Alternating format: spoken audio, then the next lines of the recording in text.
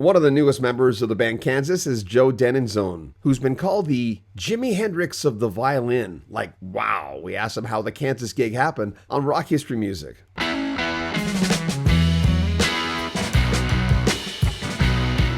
In 2023, violinist David Ragsdale announced that he was leaving the band Kansas for personal reasons. And in came the leader of a band called Stratospherius, Joe Denenzone, an accomplished violinist renowned for his amazing technique and performances. An amazing violinist who's been called the Jimi Hendrix of the violin. Joe is from a very classical family. They were all musicians. And as a boy, he studied classical piano and violin. In '79, when they immigrated from St. Petersburg to the USA, he got into rock and jazz. Picked up a lot of instruments, actually, bass and guitar, and was plugging away at a lot of rock and jazz bands. But his instrument of choice, and the cream always rises, there's always an instrument, right? Was the violin. His band Stratospherius has melded into different styles, eventually being called a prog band, which is probably where Kansas heard him play. Technically, he is an amazing player. How did the Kansas thing happen? Had known Tom Brislin, their keyboard player, from the Jersey music scene. The progressive rock world in Jersey is kind of a small community of people, and a lot of the same musicians, a lot of the same fans. So, I've seen him play, and he'd seen my band. And when the time came for them to get what do you call them, understudies for each guy in the band, he recommended me for violin, because he knew me as kind of the prog violin guy. And they had all had COVID at one point or another. They didn't want to have to cancel any more shows and lose money, and they made a rule that everyone has to have a backup person to be able to step in. And then I got the call in February. I started learning the music for the 50th anniversary tour. But David Ragsdale, who I have deep respect for, who's been in the band for a long time, was still touring with them. But there were some personal issues, some health issues with him, and they weren't sure if he could continue touring. So I was it was on and off, just be ready, but everything is cool. So he's finished now with the band. He's moving on, doing his thing. As far as I know, it's health related, and okay, that's as far as I can say. So cool. It was a very difficult decision for them to make, because he had been with them for such a long time. And I wish him well, and I have nothing but deep respect for him. And what was the thing that's made you pick up an instrument?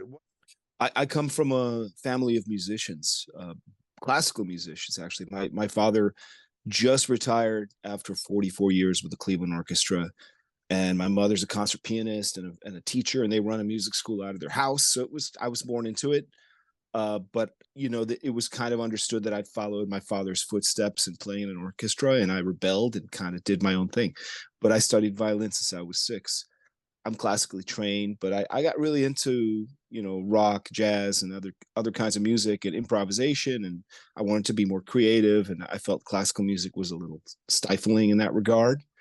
Yeah.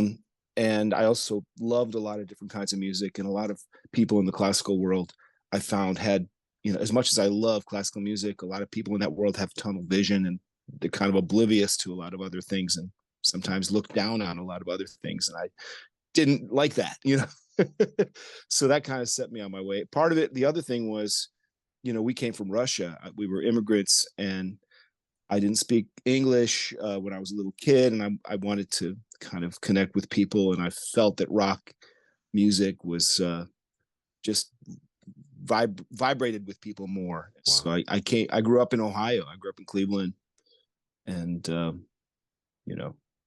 culturally, I'm very much kind of a Midwestern guy. The band's been around for a while, right?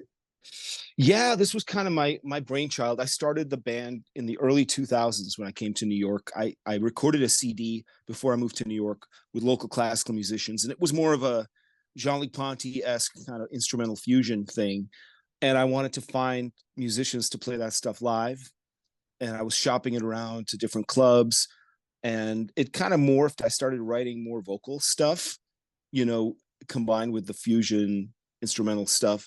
And it morphed into what became Stratospherius. It was just because I was really interested in exploring the the pushing the boundaries of the electric violin. I had a certain sound in my head. I couldn't wait around and until someone hired me to do it. I had to kind of create my own world. So it came from that desire and just the love of performing and writing music and finding like-minded people to do it, which is not always easy. When you were learning the Kansas songs, and again, the audience forgets sometimes when you're learning songs, you can't just go, yeah, I know that one. No, it doesn't work that way. No, not at all. I mean, things that I had covered, like Even Dust in the Wind, Point of No Return, I thought I was playing it right. But when you study the isolated tracks and do the deep dive, you're realizing how it's really done. And then you hear tribute bands doing it wrong, So it was a lot of transcribing, a lot of going back and forth with Tom, who's the musical director, and him kind of correcting me here and there. And we're still always finding little details to fix, Little nuances. Yeah, there's a lot of little Easter eggs in that music, little nuances and notes. And yeah, so it's fascinating. And also the music is so complex. It's a never ending rabbit hole, How long did it take you? I was really, first I spent 2 weeks writing everything out because nothing was written out. I work that way. I like transcribing things. And that way, if I'm even not with my violin, I can put it into my phone and look at the music and memorize it that way. I was actually doing that. And then just practicing and memorizing song by song over 2 months. So by the time May rolled around, I had a pretty good grasp on the material.